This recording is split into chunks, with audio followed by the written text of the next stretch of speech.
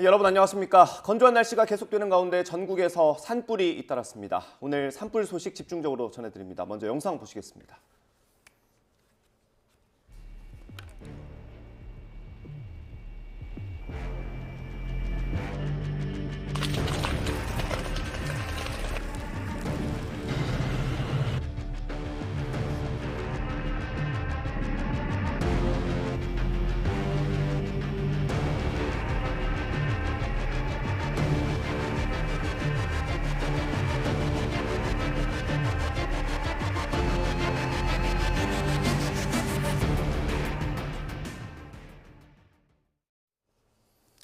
네, 보신 대로 어제부터 산불 수십 건이 잇따랐습니다. 만 하루가 넘게 이 불이 이어지고 있는 곳도 있습니다. 네, 충청 지역 산불 현장 차례로 연결해서 지금 상황 알아보겠습니다. 양동훈 기자.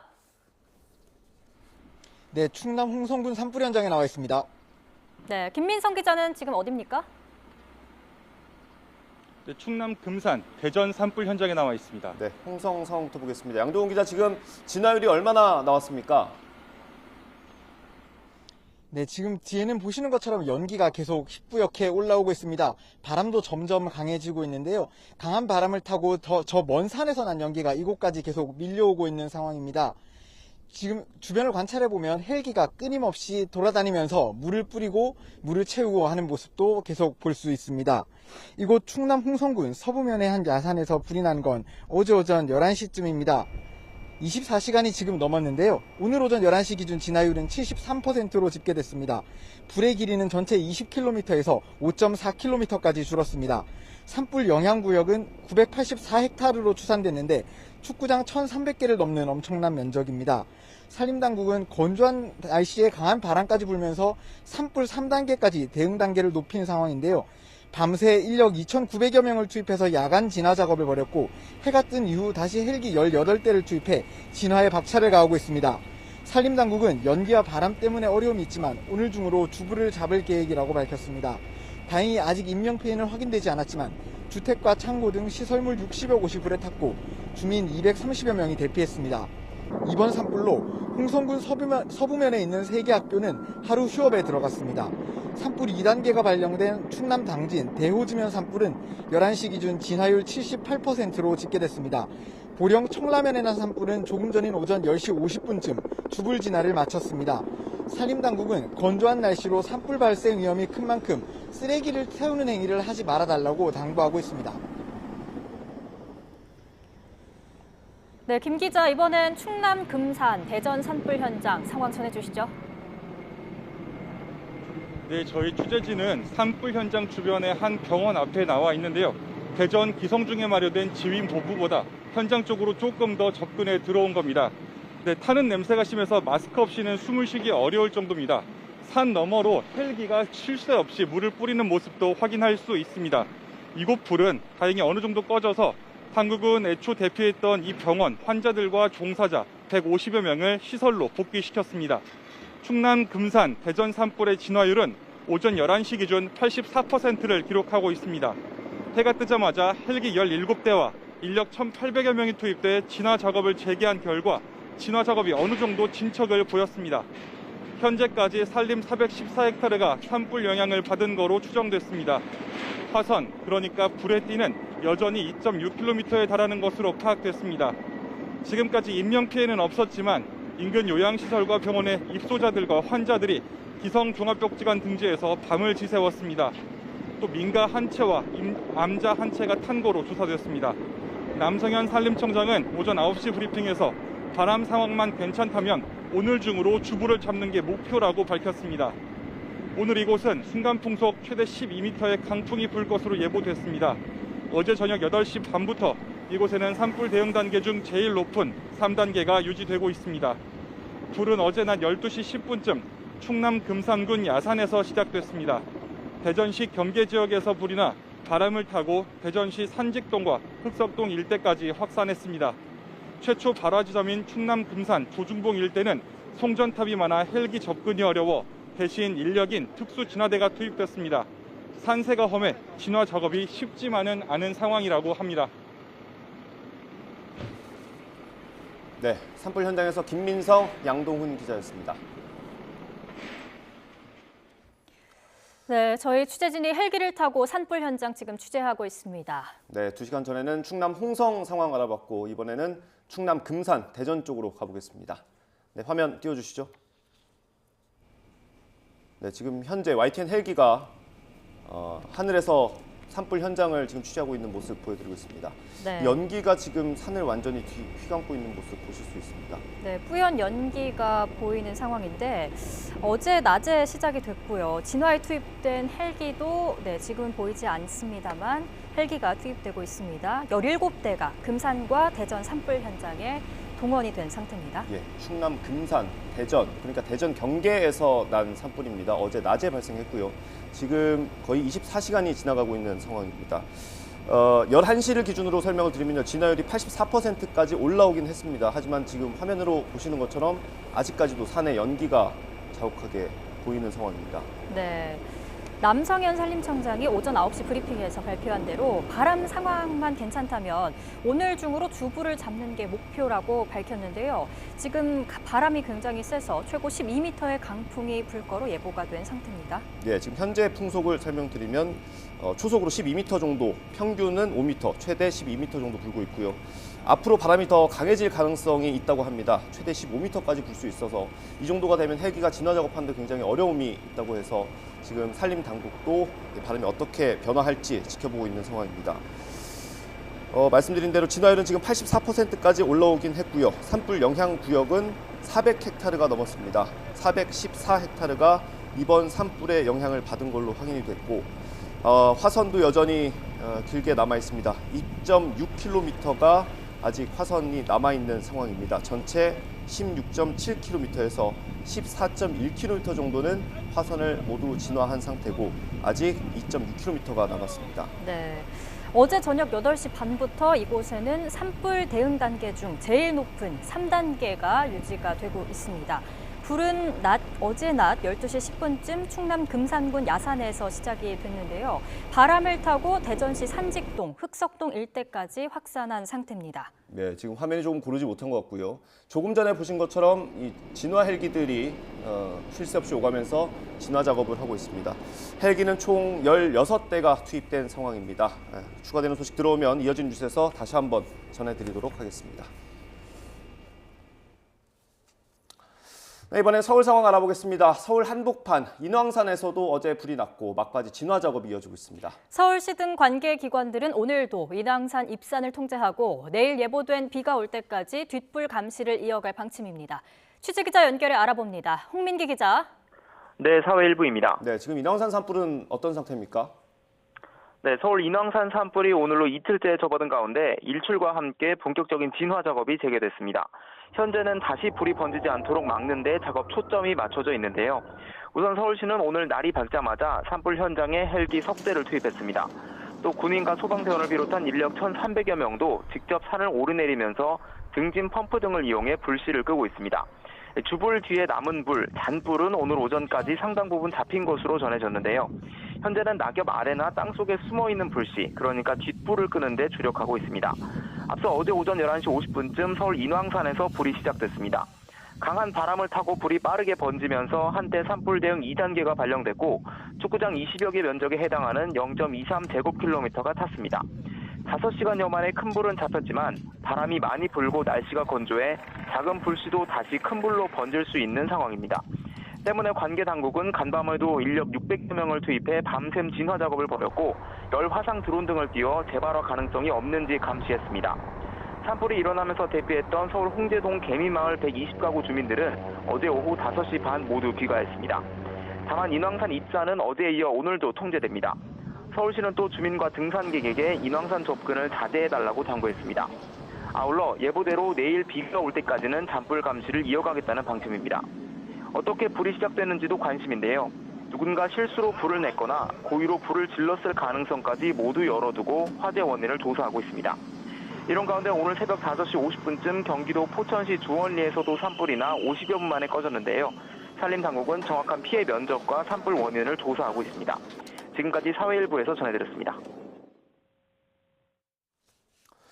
윤석열 대통령은 제주 4.3 75주년을 맞아 정부는 희생자와 유가족의 명예 회복을 위해 최선을 다하고 생존 희생자들의 고통과 아픔을 잊지 않고 보듬겠다고 말했습니다.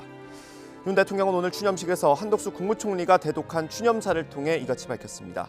그러면서 무고한 4.3 희생자들의 넋을 기리고 유가족들의 아픔을 어루만지는 일은 자유와 인권을 지향하는 자유민주주의 국가의 당연한 의무라고 설명했습니다.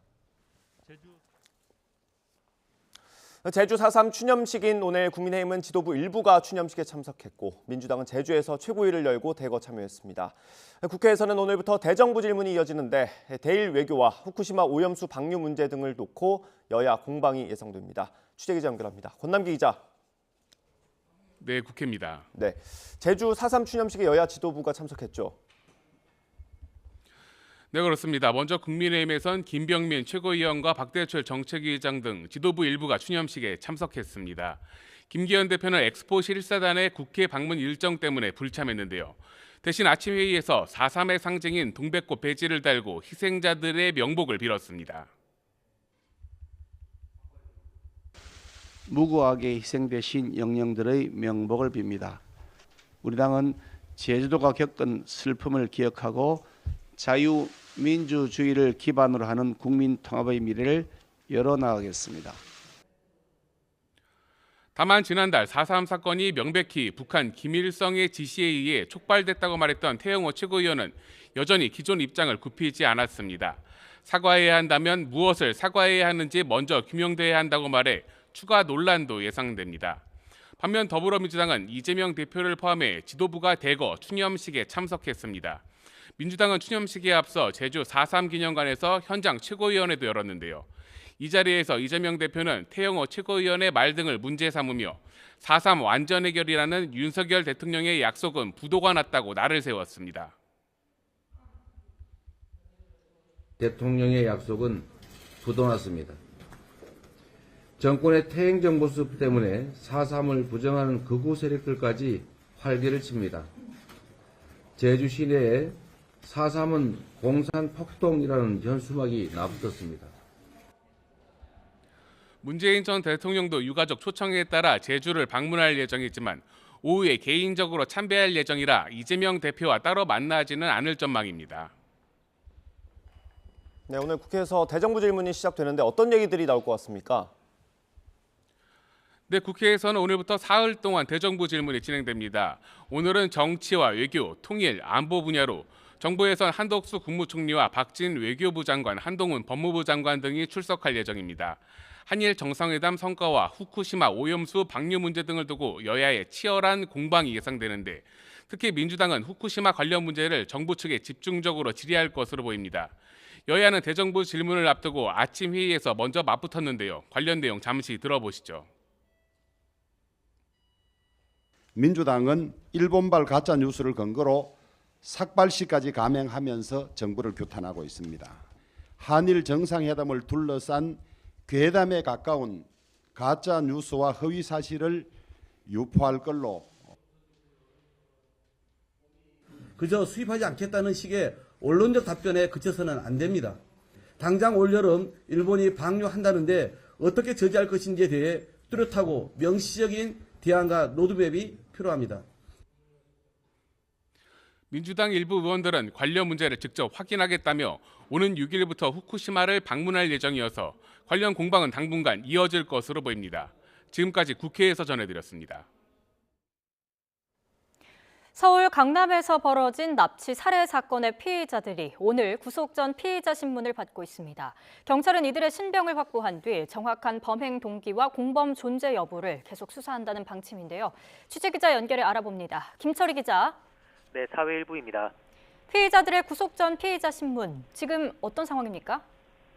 네, 조금 전인 오전 11시 서울중앙지방법원에서 신문이 시작됐습니다. 납치 살해 사건의 피의자 3명은 법원으로 들어가면서 취재진 앞에 잠시 모습을 드러냈는데요. 피의자 가운데 두 번째로 붙잡혔던 황모 씨는 피해자와 유가족에게 할 말이 없느냐는 질문에 짧게 사과했습니다. 들어보시겠습니다. 피해자와 유가족들에게 한 말씀 해주시죠. 정말 죄송합니다. 금품 노렸다면서 왜 살해하셨습니까? 죄송합니다. 하지만 다른 공범 연모 씨와 이모 씨는 쏟아지는 질문에도 아무런 답을 하지 않았습니다. 이들은 지난달 29일 밤 11시 40분쯤 서울 강남구 역삼동 아파트 앞에서 40대 피해 여성을 납치한 뒤 살해하고 대전 대청댐 인근 야산에 시신을 유기한 혐의를 받습니다. 피의자 연모 씨는 경찰 조사에서 피해자의 재산을 노리고 범행한 거라고 진술했는데요. 경찰은 이들이 최소 2-3달 전부터 범행을 계획하고 피해자를 미행해온 것으로 추정하고 있습니다. 경찰은 재산을 노린 계획 범행이다 이렇게 파악을 하고 있다는 건데 구체적으로 설명해 주시죠. 네, 우선 연모 씨는 피해자가 가진 가상 자산을 노리고 범행을 저질렀다고 진술했습니다. 처음부터 금품을 뺏고 살해할 목적으로 납치했다는 말도 했는데요. 취재 결과 피해자의 가족은 지난 2018년부터 가상자산 거래소 등을 운영하며 관련 사업을 이어온 것으로 확인됐습니다. 경찰은 특히 피의자 이모 씨가 가상자산 투자를 둘러싸고 피해자와 원한 관계가 있었고 이 때문에 나머지 피의자 연 씨와 황 씨에게 납치를 사주한 것으로 보고 있습니다. 경찰은 이 밖에 공범이 더 있을 가능성도 배제하지 않고 있습니다.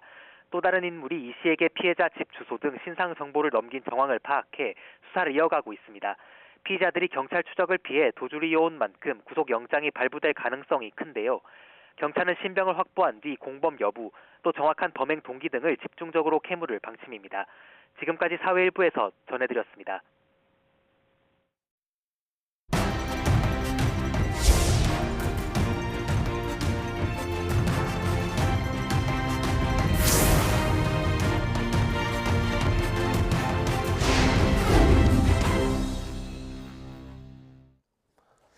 오늘의 정치권 이슈 짚어보겠습니다. 김재섭 국민의힘 도봉갑 당협위원장, 김현정 더불어민주당 평택을 지역위원장 나오셨습니다. 어서 오십시오. 안녕하십니까?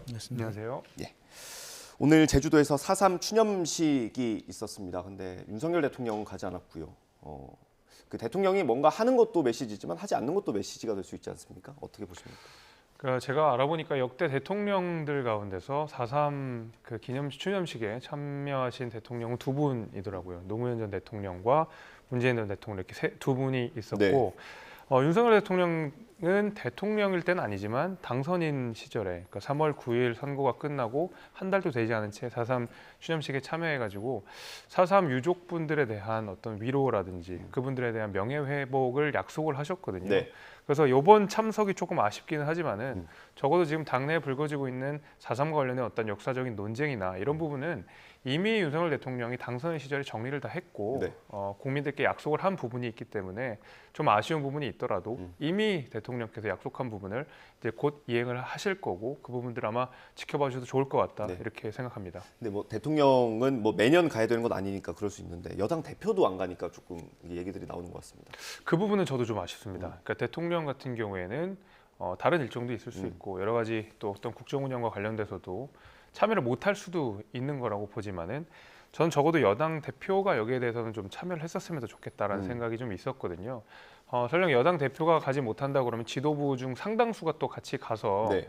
4.3에 참여를 해가지고 우리 국민의힘이 이 4.3 사건에 대해서 어떻게 생각을 하고 있는지를 이번 기회에 좀 더 명확하게 밝혀줬었으면 하는 바람이 있었거든요. 네. 특히 이제 뭐 태용 의원이 김일성 지시서를 이야기를 한 바가 있고요. 또 이제 극우 단체에서 불거지는 불필요한 역사적 논쟁 같은 것들도 지금 불거지고 있는 상황에서 지도부가 전체가 다 참여해가지고 우리가 4.3 사건을 대하는 태도가 어떠한지를 분명하게 선을 그어줬었으면 조금 더 좋지 않았을까라는 생각도 갖고 있습니다. 네. 어떻게 보세요, 위원장님?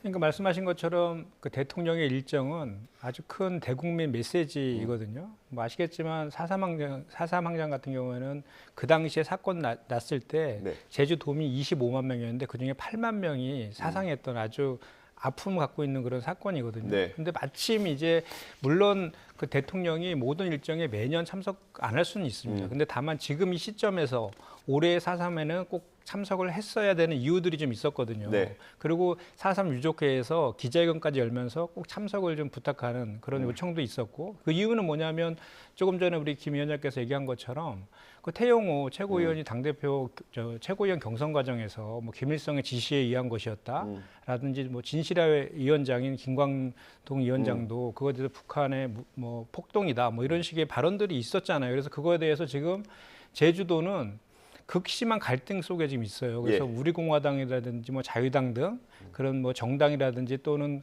극우 보수 단체들에서 현수막을 거리에 너무 많이 걸어서 정말 극심한 갈등이 있거든요. 이런 상황에서 뭐 아까 말씀하신 것처럼 윤석열 당시 후보 시절에도 갔었고 당선인 시절에도 가서 한 발언들이 있잖아요. 그리고 저 김기현 그 당대표께서도 그 당대표 경선 시절에 제주 4.3 항쟁 거기 가서 그 한 얘기들이 있기 때문에 그런 내용들 다시 한번 이참에 참석을 해서 확인을 시켜줌으로 인해서 그런 논란들을 좀 이렇게 딱 불식시켜주는 좋은 기회였는데 가지 않은 것은 대단히 아쉽다라는 거고 또 하나는 그 불참 사유로 들은 것이 한미 그 회담 일정이나 이런 것들을 이유로 들었거든요. 그럼 한 달 뒤잖아요. 그래서 충분히 그건 이유가 안 되고 또 어제랑 그저께는 또 PK, TK 좀 서문 지역 이렇게 대통령 후보 시절에 주로 갔던 그런 보수 지역을 가서 하는 행보들을 보이니까 이것이 오히려 그냥 4.3 항쟁은 당시에 이제 선거 있을 때만 제주도민의 표를 의식해서 그렇게 이용하고 또 이렇게 이렇게 중요한 시점에서는 또 나몰라라 하면서 이렇게 외면하는 거 아니냐라는 비판을 받을 수 있는 그런 지점이 있다 이렇게 생각합니다. 그 태영호 최고위원은 그 전당대회 과정에서 했던 발언에 대해서 사과를 해야 된다면 무엇을 사과해야 하냐 뭐 이 얘기를 오늘 또 최고위 마치고 나와서 기자들과 만나서 했다고 하더라고요. 예, 올바른 역사를 말하지 않은 책임이겠죠. 저는 이제 김일성 지시서는 틀렸다고 생각하고요. 게다가 이제 태영호 의원은 사실은 이제 북한을 비판하는 과정에서 그다음에 이제 그 대한민국 내에 있는 어떤 좌파 분자들을 비판하기 위해서 했던 이야기인 것은 제가 충분히 감안을 하겠습니다만은 사실은 저는 오히려 태영호 의원의 발언이 김일성과 북한 체제를 더 지켜주는 결과를 낳는다고 생각하거든요. 당시에 어떤 역사적 맥락들을 봤을 때 김일성은 그럴 만한 힘이 없는 사람이었습니다. 오히려 김일성의 위상을 저는 높여주는 역설적인 발언이라고 생각을 하고 여기에 대해서는 본인이 북한에서 어떤 교육을 받고 어떤 사상적 체계를 갖춰 있는지는 제가 모르겠습니다만 저 대한민국 우리 현실에서 게다가 국회의원의 입장에서는 적절하지 않은 발언이고요. 그 적절하지 않은 발언에 대해서는 당연히 사과를 해야 된다고 생각합니다. 근데 이 지도부에 지금 태영호 의원이 이렇게 발언한 것 자체가 부담이 되지 않습니까? 당에서 어떤 당 차원의 어떤 경고나 이런 게 있어야 되지 않나요? 저도 이제 그런 우려들은 드는데 그렇다고 해서 또 발언 하나하나를 우리가 다 통제할 수는 없는 것 아니겠습니까? 그러니까 과거에 우리 윤리위원회에서 이준석 전 대표가 징계받고 나가는 과정에서 문제를 삼았던 것이 바로 양두구육이라는 발언이었는데 그것은 이준석 대표를 옹호하고 여부를 떠나서 당원들 하나하나의 말을 통제하기 시작하면 오히려 저희가 자유 진영의 어떤 보수 정당, 그다음에 발언의 자유를 굉장히 중요하게 생각하는 보수 정당 입장으로서는 상당 부분 좀 문제가 있을 수 있습니다. 그래서 지도부 차원에서 내부적으로 이런 부분들은 서로 좀 견제 감시를 좀 하고 비판을 좀 할 부분 하면서 다잡아 나가야 될 것이 징계까지 나아가는 것은 오히려 역효과가 좀 더 있을 수도 있다고 생각합니다. 태영호 의원 오늘 발언에 대해서는 어떻게 생각하세요? 근데 저는 약간 생각이 좀 틀린데 태영호 의원은 그냥 한 명의 당원이 아니잖아요.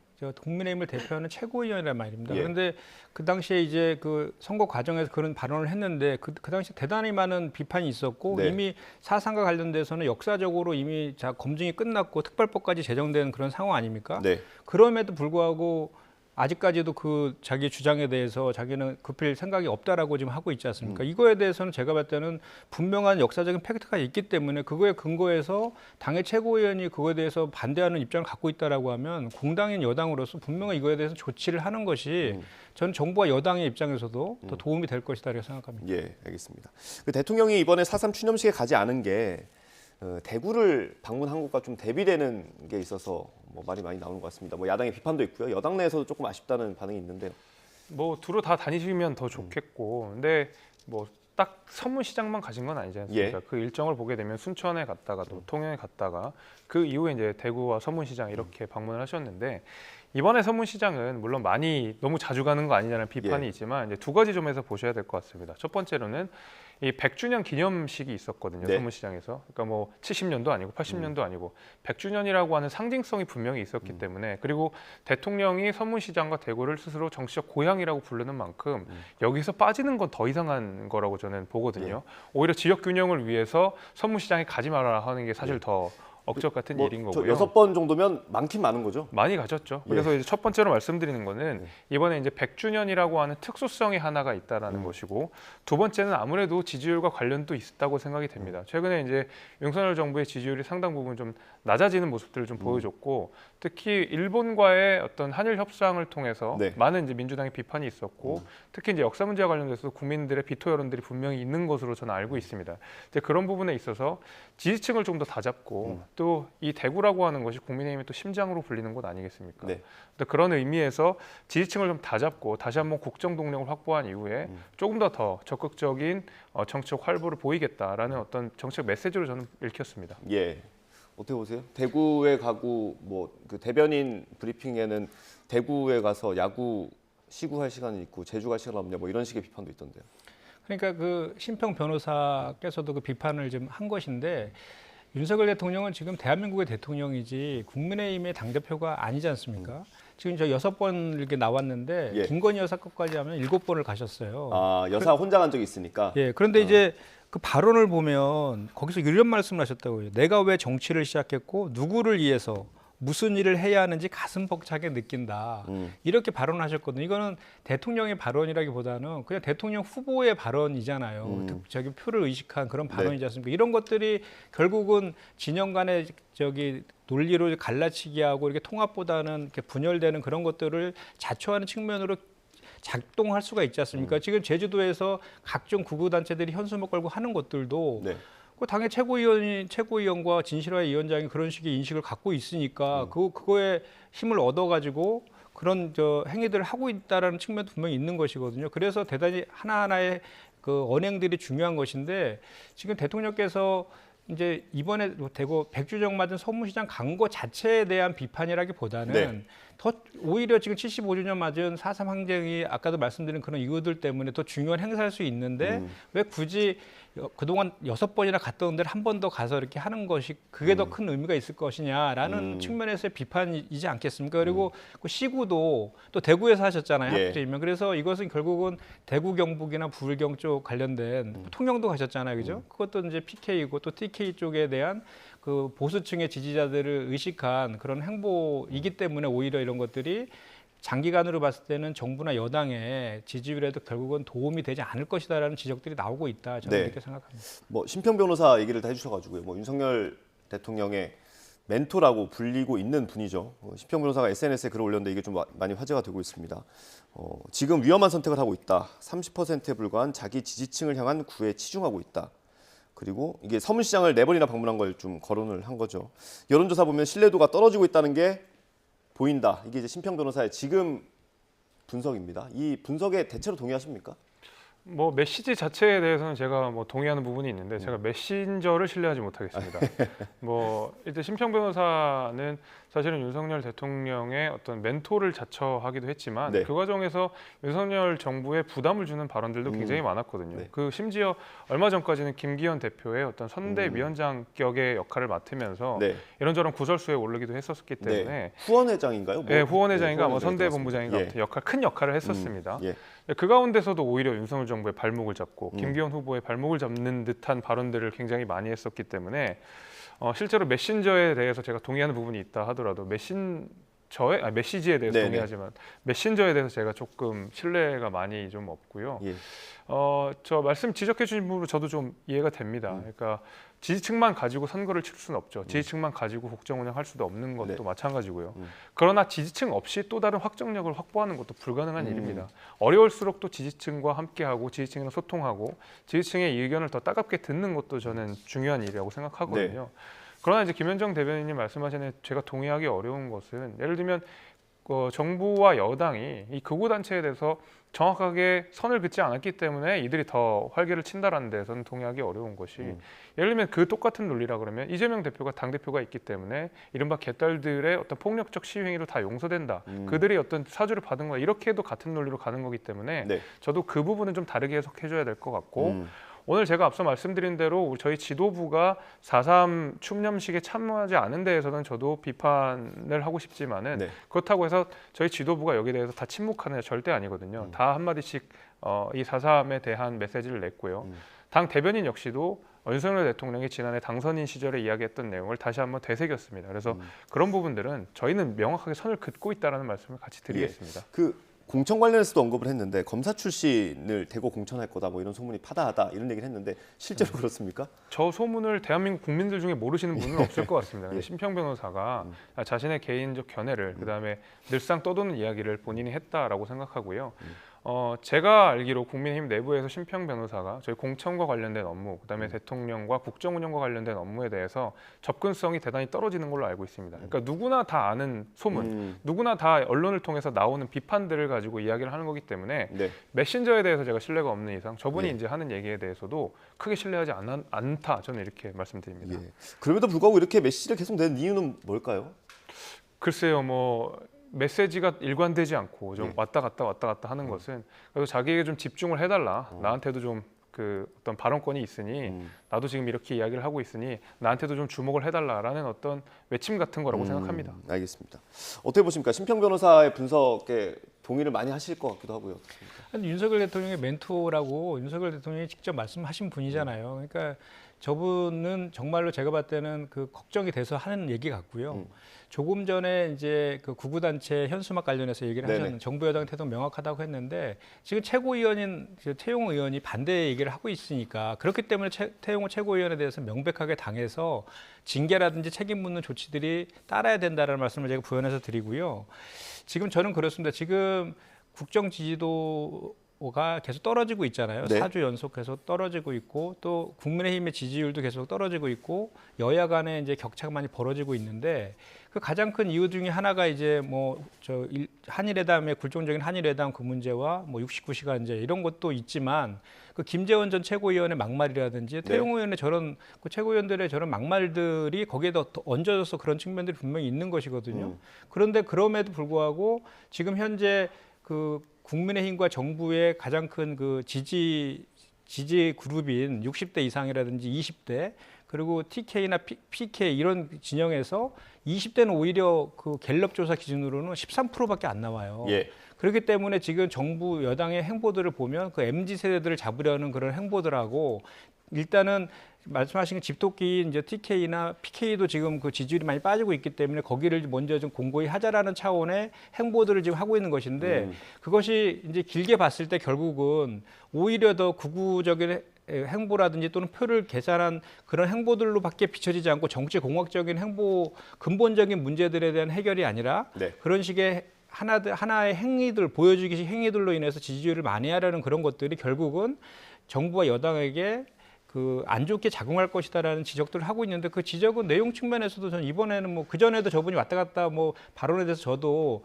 지금 말도 안 되는 얘기를 많이 하신 친구에 대해서 저도 지적도 하긴 했는데 이번에 지적에 대해서는 내용적인 측면에서는 틀린 건 아닌 것 같아요. 예, 알겠습니다. 지지율 얘기를 해주셔가지고 저희가 오늘 나온 대통령 지지율 좀 보겠습니다. 조금 전에 보여드렸는데 대통령의 지지율은 긍정평가가 조금 올랐습니다. 네, 36%에서 36.7%로 소폭 올랐고 부정평가도 올랐군요. 61.6%로 조금 올랐습니다. 다음 정당 지지도 보여주세요. 저는 이걸 좀 재밌게 봤는데 민주당에 또 올랐습니다. 47.1%. 국민의힘은 37.1%. 지금 10%포인트가 차이가 나거든요. 일단 대통령 지지율 그리고 정당 지지율 이거 어떻게 분석하십니까? 대통령 지지율은 아무래도 최근에 있었던 한일 협정의 영향이 굉장히 컸다고 생각이 됩니다.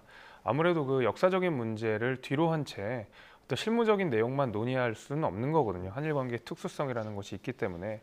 그러나 이제 일본에게는 앞으로 4월 이번 달에 가장 큰 선거인 통일지방선거가 남아 있고 여러 가지 이제 자신들의 국내 정서의 국내 어떤 정세에 따라서 대한민국에 이 정도의 양보를 했다 하더라도 그거를 공표를 하기는 어려운 상황일 겁니다. 왜냐하면 지금은 자민당 내 극우파들이 지금 득세하고 있는 상황이기 때문에 대한민국에 양보를 했다는 메시지 자체가 본인들 선거에 굉장히 악영향을 미칠 거라서 아마 우리 대통령실의 입장대로 물 반 컵을 채웠다 하더라도 일본이 채웠다는 것을 공표하기가 어려운 상황일 거라서 일시적으로 뭐 지지율 하락은 어차피 감내를 해야 되는 것이고 그 이후에 일본과의 협상 결과가 어떻게 더 발전적으로 나아갈지를 차후로 지켜보면 반등할 수 있을 거라고 보고요. 네. 저도 재밌는 거는 결국 정당 지지율입니다. 네. 뭐 최근에 어떤 여당의 컨벤션 효과가 없다, 뭐 여당의 어떤 메시지에 특히 이제 청년층을 소구력 있는 메시지를 못 내고 있다 이런 부분에 있어서 정당 지지율이 팍 치고 올라가지 못하는 것은 저게 충분히 그 어떤 이해는 합니다만은 예. 민주당 지지율이 지금 오차범위 바깥으로 벗어나 있지 않습니까? 예. 이게 이제 이번 주에 있었던 일이 아니라 또 저번 주에도 오차범위 바깥으로 벗어나 있었거든요. 근데 재밌었던 것은 지난주에 이재명 대표는 당직 개편을 했습니다. 예. 저는 지지율이 오르고 있는 상황, 그리고 이렇게 오차범위 바깥으로 벗어난 상황에서 당직 개편하는 거는 태어나서 처음 봤거든요. 예. 그러니까 결국 이재명 대표의 어떤 사법 리스크를 감추기 위한 오직 그 목적의 인사쇄신이었다라는 것을 이번 주 지지율로도 다시 한번 확인할 수 있는 것 같습니다. 예. 뭐 당의 지지율이 높으니까 좋으실 것 같긴 한데 원인은 어디서 보십니까? 그러니까 저 지지율이라는 게 이제 여야 간에 서로 엎치락 뒤치락 하고 있는 측면이 있고, 뭐 지난 12월부터 3개월 동안 있었던 국민의힘 전당대회 기간에서는 국민의힘의 지지율이 좀 약간 높거나 또는 서로 같이 이제 엎치락 뒤치락 했던 그런 측면이 있는데, 저는 그렇게 봐요. 아까도 제가 말씀드렸지만 지금 현재 그 국정 지지율이 떨어지고 있는 것은 뭐 다들 아시겠지만 한일 굴욕회담과 69시간제 등 정책의 혼선에서 기인한 측면이 큰 것이고, 네. 국민의힘은 여기에 더해서 이제 최고위원들의 그런 발언, 5.18 발언이라든지 4.3 발언 이런 것들이 얹혀지고 있는 그런 측면들이 있는데, 그 문제는 이제 그런 근본적인 문제들이 있지 않습니까? 그 문제들을 근본적으로 해결하는 모습을 보여야지 그 지지율이 회복이 돼야 되는데, 지금 정부 여당의 태도는 좀 전에 우리가 논의했지만 주로 뭐 이렇게 한두 가지의 행보들, 뭐 MZ 세대들과의 뭐 식사를 하는 모습을 연출한다든지, 네. 뭐 생맥 간담회를 연출한다든지, 또는 그 서문시장을 방문하든지 이런 식으로 해서 이 지지율이 회복될 수는 없다라는 지점을 제가 말씀드리고 싶고, 또 하나는 그동안은 사실 그 여당의 지지율이 그동안의 그 유력한 대선 후보이고 야당 대표인 이재명 대표에 대한 그 공세를 통해서, 그리고 검찰의 수사 과정에서의 피의사실 공표 등을 통해서 계속해서 그 부정적인 그 것들을 계속 그 공세적으로 한 거에 기인한 측면도 상당히 많이 있었거든요. 네. 그런데 이제 이재명 대표와 관련된 수사들은 이제 일방적인 검찰의 시간이 끝나고 이제 법원의 시간으로 넘어가면서 오히려 그동안의 유동규의 전원 진술만에 의해서 네. 그 얘기됐던 것들이 법원의 증언을 통해서 이제 탄핵되고 이런 내용들이 하나둘씩 비춰지면서 오히려 어떤 여론조사에서는 이제는 그 이재명 대표에 대한 수사 기소가 부당하다라는 것이 50% 넘는 여론조사가 이제 나오기 시작했거든요. 예. 그래서 지금 제가 말씀드린 건 뭐냐면, 또 하나는 우리가 이제 주목해야 될 것은 정부 여당의 지지율이요. 네. 지금 저기 나와 있는 그 도표에 나와 있는 저런 여야의 그 지지율 말고 네. 중도 무당층의 지지율을 들어가 보면 더 많이 격차가 벌어집니다. 그만큼 이제 중도층에서도 지금 현재 국정과 여당의 태도에 대해서 불만을 갖고 있다라는 거거든요. 그럼에도 불구하고 이제 우리 더불어민주당 입장에서도 그 당직 개편과 관련된 말씀을 하셨길래 잠깐 좀 덧붙이면, 당직 개편은 당이 이제 좀 더 통합하고 안정적으로 가자라는 그런 의견들을 받아서 한 것이지, 이재명 대표 그리고 이제 그 검사 독재 정권이라든지 굴욕회담 이런 거에 대여 투쟁이나 이런 것들을 위해서 당을 좀 더 정비하자는 차원의 의견들을 받아서 한 것이기 때문에 지지율 이런 것과는 전혀 상관이 없다, 이 말씀을 이제 덧붙여 드리고, 예. 결국은 국정 지지도나 그 여당의 지지율을 회복해야 되는 그런 문제들은 그 근본적인 원인을 정확히 진단하고 그것을 해소하는 데 달려 있다, 저는 이렇게 생각합니다. 알겠습니다. 뭐 아마 이 지지율에도 영향을 미쳤을 것 같은데, 한일 정상회담 후폭풍이 계속되고 있습니다. 여야가 지금 오늘부터 국회에서 저희 대정부 질문이 있는데 아마 거기서도 좀 많이 논란이 있을 것 같습니다. 여야 지도부 오늘 아침 목소리 들어보겠습니다. 후쿠시마산 수산물이 국내에 들어올 일이 없다는 점을 명확히 정부가 밝혔음에도 일본 언론에 근거한 민주당의 거짓 선동이 계속되고 있어 참으로 어이가 없습니다. 규탄대를 열고 난데없이 삭발식을 하더니 급기야 민주당 의원들이 일본 후쿠시마를 방문하겠다는 소식까지 들립니다. 가관입니다. 민주당이 민감한 국민의 먹거리를 두고 없는 일을 마치 있는 일인 것처럼 거짓 선동하는 데 총력을 기울이는 것을 보면서 광우병 괴담을 다시 떠올리게 됩니다. 일본 언론의 후속 보도는 계속 나와도 그때마다 대통령실은 침묵할 뿐이고 오히려 국민의 우려와 야당의 비판을 싸잡아 괴담이라 공격하는 데만 바쁩니다. 윤석열 대통령이 당장 해야 할 일은 한일 정상회담에서 오고 간 내용을 빠짐없이 투명하게 공개해 국민을 안심시키는 것입니다. 장시간 나홀로 분풀이식의 일방통행 담화는 두 번 다시 용납될 수 없습니다. 네, 민주당 의원들이 후쿠시마를 직접 방문하는 걸 좀 추진하고 있다고 하던데 실제로 가는 겁니까? 예, 지금 현재 가려고 지금 준비 중인 걸로 알고 있습니다. 누구 가죠? 지도부도 가나요 혹시? 지도부는 아닌 걸로 알고 있고요. 상임위 의원들 중심으로 해서 가는 것 같습니다.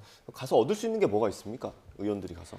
그러니까 저는 이 지금 한일 구력 회담과 관련돼서는 이제는 이제 정말 여야가 같이 그 정부와 여야가 같이 국익을 위해서 그 지금 행동을 해야 되는 그런 시점이라고 생각해요. 이미 엎질러진 물이에요. 엎질러진 물이고 분명한 것은 일교도통신의 일면에 네. 그 저기 오염수 방류와 관련해서 윤석열 대통령이 한국 국민들을 설득하겠다 이렇게 일면에 톱으로 났었거든요. 그리고 그것은 그 자리에 참석했던 관계자 발 이렇게 해서 나왔었거든요. 근데 그 당시에 그거에 대해서 바로 부정하는 이런 태도를 보이지 않았고 오히려 후쿠시마 수산물 수입 재개는 없을 것이다 이런 식의 다른 얘기를 갖고 이렇게 답변을 했거든요. 그래서 어쨌든 지금 중요한 것은 오염수 방류가 지금 현실화되고 있잖아요. 6, 7월 달에 방류를 하겠다라고 일본은 지금 그 얘기하고 있는 거 아닙니까?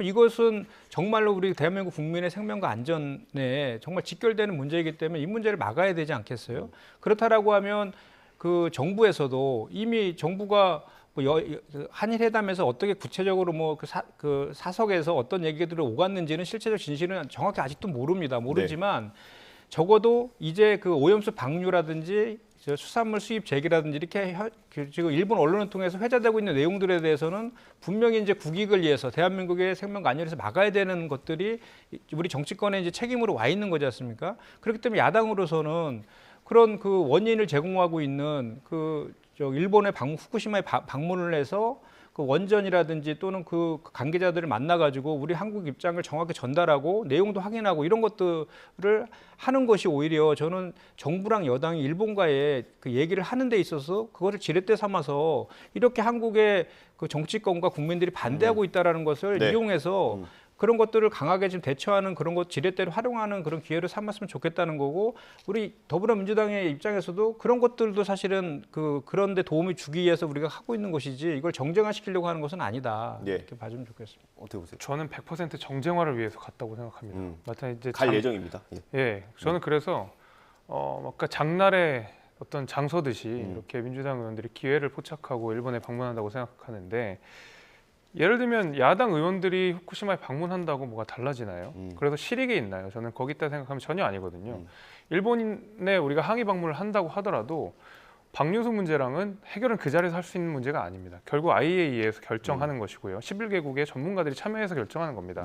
대한민국과 일본이 일방적으로 결정할 수 있는 문제도 전혀 아닌데 지금 가서 결국에는 어떤 대한민국의 국내 정치를 이용하겠다는 저는 목적으로 좀 분명히 보이고요. 게다가 지금 아까 제가 말씀드린 대로 일본에는 4월에 통일지방선거가 있고 우리가 일본의 정치 상황까지 고려해 줄 필요는 없지만은 적어도 지금 윤석열 대통령이 일본 정상과 만나서 협상을 했고 어떤 결과물들을 가져오는지 우리가 다 알지 못하지만 결과물들이 하나둘씩 이제 나타나는 상황인데 지금 다시 야당 의원들이 약속도 없이 방문을 해가지고 지금까지 있었던 약속들 전부 없겠다라고 하는 것은 앞으로 있을 4월 지방선거, 일본에 있는 지방선거에도 영향을 줄 수 있고 그것이 국내 정치 내에서 일본 국내 정치에서 한혐 정서들을 더 불러일으킬 수 있는 가능성을 내포하고 있습니다. 그렇게 됐을 때 그전에 윤 대통령이 많은 비판을 감수하고도 어쨌든 일본 정상을 만나서 회담을 했는데 이거 그냥 흙탕물로 만들겠다라는 거거든요. 저는 그런 의미에서 명분도 실익도 없는 방문이다 이렇게 생각합니다. 지금 한일 정상회담 이후에 일본 언론을 통해서 계속 추가되는 소식들이 나오고 있지 않습니까? 이거에 대한 우리 정부의 대응은 적절하다고 보십니까? 사실 근데 여기에 하나하나 다 대응하는 것도 저는 좀 이상한 일이라고 생각이 됩니다. 일본 언론이긴 하지만 우리나라에서도 이 기사가 화제가 되고 국민들은 궁금할 거 아닙니까? 물론 이제 대통령실 입장에서는 여기에 대해서 국민들께 의심이 있는 부분이라면 정확하게 설명을 해줄 필요는 있지만 특히 민주당이 계속 집요하게 공격하고 있는 독도 문제에 대해서는 오히려 우리 정부가 입장을 안 밝히는 것이 나을 수도 있습니다. 왜냐하면 어차피 독도 같은 경우에는 대한민국 시료 지배를 하고 있는 상황이고 국제사법재판소로 가지고 가서 일본이 대한민국과 대등한 위치에서 독도 문제를 논하게 하는 것 자체가 오히려 저는 독도의 우리 영유권을 조금 더 정치적으로 이용될 수 있는 가능성을 내포하고 있기 때문에 오히려 일본이나 이런 데에서는 대응을 안 하고 있는 것이 맞고 후쿠시마나 이런 것들은 어차피 IAEA에서 결정하는 거기 때문에 우리 정부가 설명을 할 필요가 있겠지만 여기에 대해서 민주당의 모든 요구에 대해 다 대응할 필요는 없다라고 생각이 됩니다. 예. 게다가 지금 일본 같은 경우에는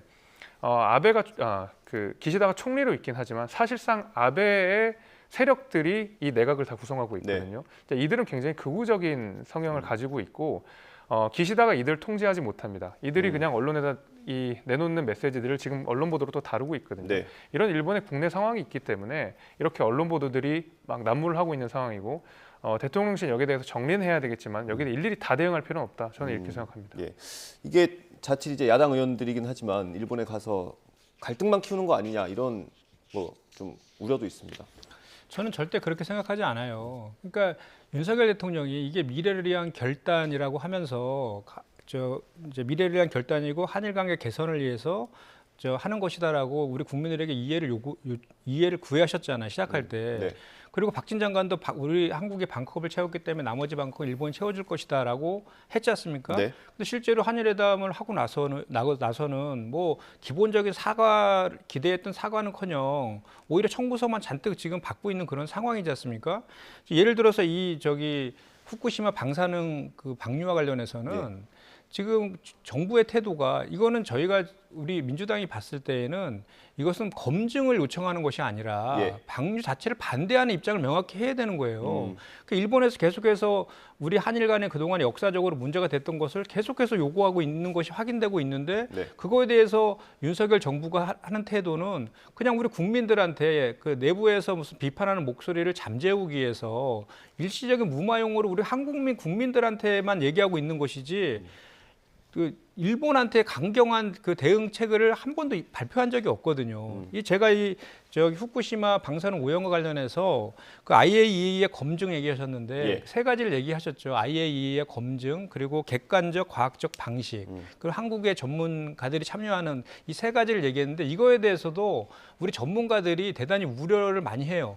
오히려 일본한테 방사능 오염을 방류하는 거를 허용해주는 그런 거로 이용당할 수 있다라는 지적들을 많이 하고 있거든요. 왜 그러냐면 국제기구인 IAEA도 전체 예산의 분담금에서 일본의 분담 비율이 세 번째로 높아서 영향력이 대단히 있다라고 지금 하고 있고 전 사무총장도 일본인이고 현재 IAEA의 사무총장도 방류와 관련해서 긍정적인 태도를 갖고 있다고 그렇게 확인되고 있어요. 그리고 또 객관적 과학적 방식이라는 그것이 객관적 과학적 방식으로 검증하는 기본적인 토대가 된 자료가 있잖아요. 그 자료가 일본이 제출한 자료랍니다.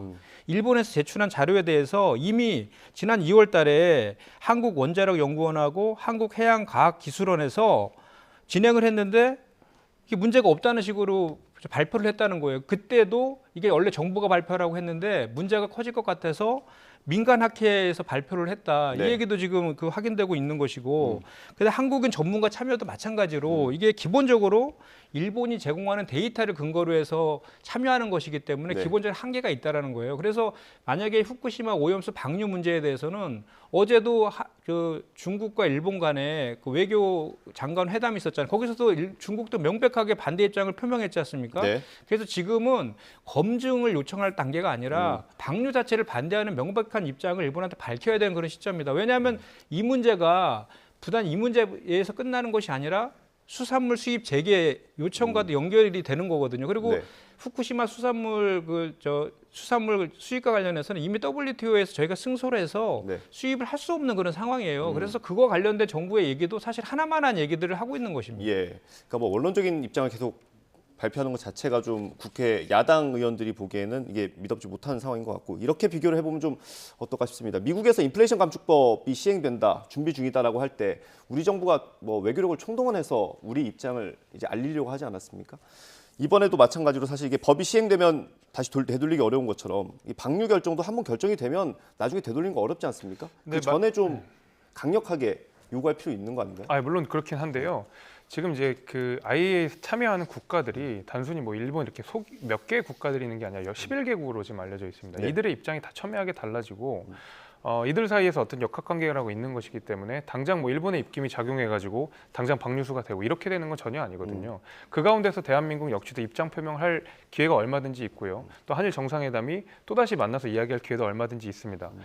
제가 계속 고려를 하고 있는 것은 일본의 이제 국내 정치 문제가 분명히 있기 때문에 네. 어떻게든 대한민국의 유리한 협상을 이끌어냈다라는 이야기를 국내용으로는 계속 쓸 겁니다. 심지어 그런 상황에서 일본의 입장을 덜컥 믿고 민주당이 일본이 이렇게 이야기하고 있다. 대한민국 정부의 말을 믿지 못하겠다. 이런 상황이거든요.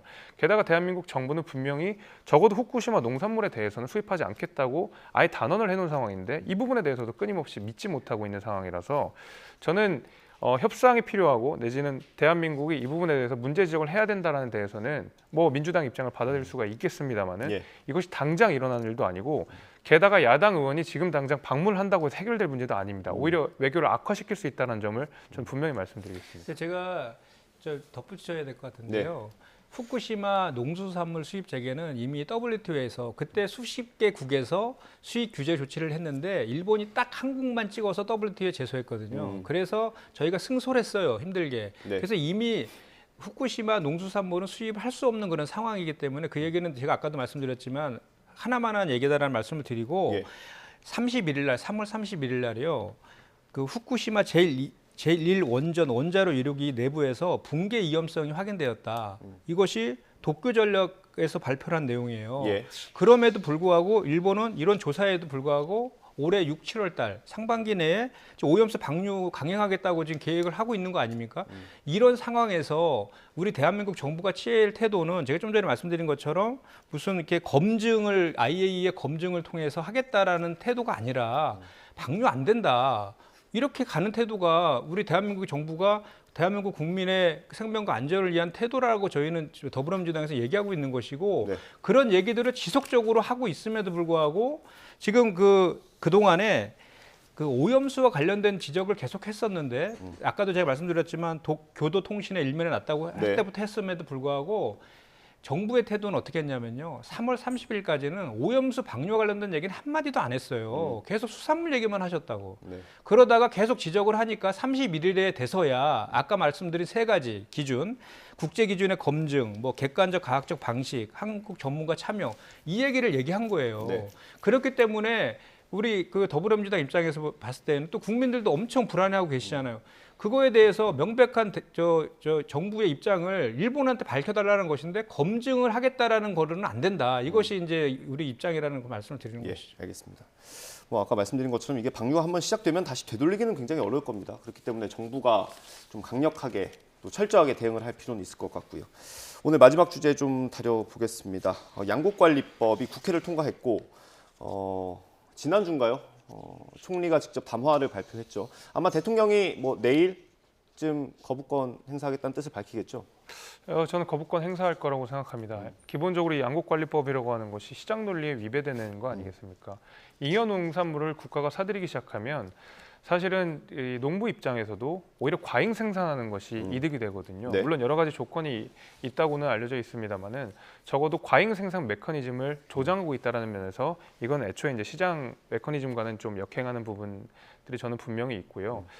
민주당이 이 양국관리법을 굉장히 그 목을 메고 있는 이유는 제가 알겠습니다. 왜 그러냐면 민주당의 어떤 정치적 안방이라고 하는 것이 호남을 기반으로 하고 있고 호남엔 당연히 어떤 많은 농산물이 나오는 우리나라 최대 곡창지대이기 때문에 어떤 호남의 표심을 받기 위해서 양국관리법을 이런 여러 가지 문제점이 있음에도 불구하고 통과시키려고 하는 것은 이해는 하겠습니다만은 사실은 지금 호남의 진짜 문제는 어떤 양국관리법 통과 여부가 아니라 굉장히 그 극심한 간문 문제거든요. 네. 이런 문제들을 전혀 해결하지 않고 방치한 상태에서 그냥 과잉 생산의 농산물만 사들이겠다라고 하는 것은 결국에는 오히려 호남을 기반으로 하는 민주당이 호남을 오히려 차별하고 배제하는 정책이다 이렇게 생각합니다. 예, 뭐 대통령이 아직 뭐 거부권을 행사하겠다는 뜻을 밝히진 않았습니다만은 가능성이 굉장히 높은 걸로 보입니다. 어떻게 대응을 할까요?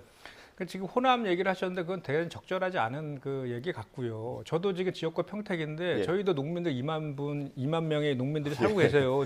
그분들이 정서를 너무 잘하는데 이거는 정부 여당이 이 쌀값 정상화법, 양국관리법에 대해서 되게 곡해를 해서 발표를 하고 있어요. 기본적으로 우리 이제 정부에서 쌀 시장을 개방했잖아요. 그거로 인해서 연 40만 톤이 수입이 되고 있어요, 한국에. 네. 그런 어려운 상황 속에서도 그동안 농가에서 힘들게 그 식량 주권과 식량 안보를 지켜오면서 지금까지 버텨온 겁니다. 네. 버텨온 거고, 이 양곡관리법은 그 뭐 남은 쌀을 강제로 매수하는 법이다라고 이렇게 얘기를 하던데, 그것이 아니라 이것은 그 적극적인 생산 조정을 위해서 오히려 그 남는 쌀을 방지하는 법안이에요. 그리고 이제 그 적극적인 생산 조정을 통해서 이제 그 타작물 재배, 밀이나 콩이나 이런 타작물 재배를 통해서 그 쌀 생산을 좀 조정하는 그런 역할도 있는 것이고, 또 이제 이번에 이 법안이 8개월 동안에 여야간 논의를 했었어요. 논의를 네. 했고,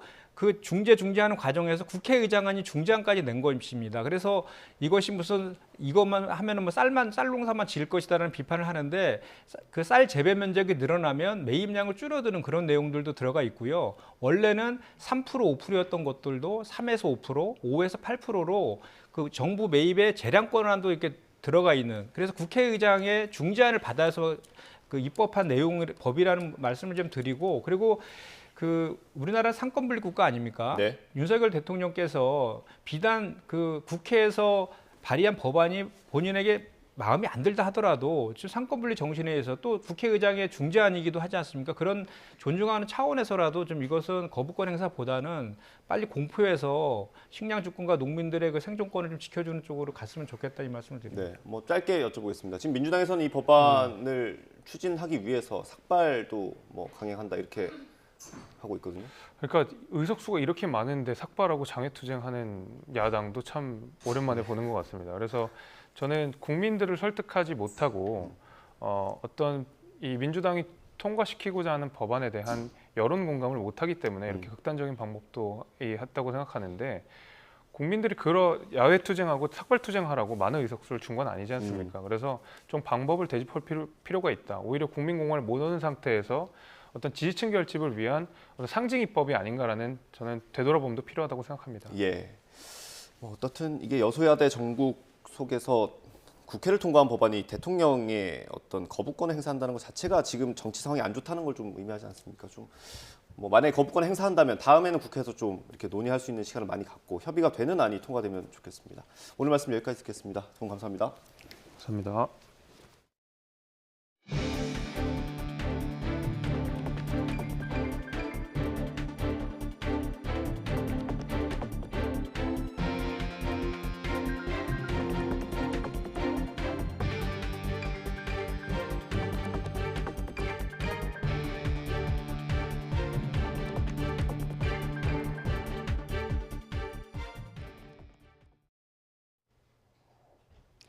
오늘도 맑은 날씨에 이례적인 고온 현상이 나타나면서 산불을 부추기고 있습니다. 현재 전국 곳곳에 건조주의보가, 일부 중부와 경북에는 건조경보가 발효 중인데요. 여기에 충청 이남을 중심으로는 초속 15m 안팎의 강한 바람도 불어 화재 위험성이 무척 큽니다. 따라서 현재 전국에 산불 위기경보 경계 단계가 발령 중이고요. 충남 홍성과 금산, 대전에는 최고 수준인 심각 단계가 내려져 있습니다. 산행이나 캠핑 등 야외 활동하신다면 화기 사용에 각별히 유의하시고요. 논밭두렁 태우기나 쓰레기 소각은 자제해 주시기 바랍니다. 오늘 서쪽 지방은 고온 현상이 절정에 달하겠습니다. 반면 동풍의 영향을 받는 동해안 지방은 비교적 선선하겠습니다. 서울 27도, 강릉 20도, 광주 25도가 예상됩니다. 다행히 내일 오후부터 목요일까지는 전국에 건조함을 달래줄 단비가 내리겠습니다. 이 비가 내리며 때이른 고온 현상도 누그러질 전망입니다. 날씨였습니다. 이어서 뉴스앤이슈 2부가 방송됩니다. 저희는 잠시 뒤에 돌아오겠습니다.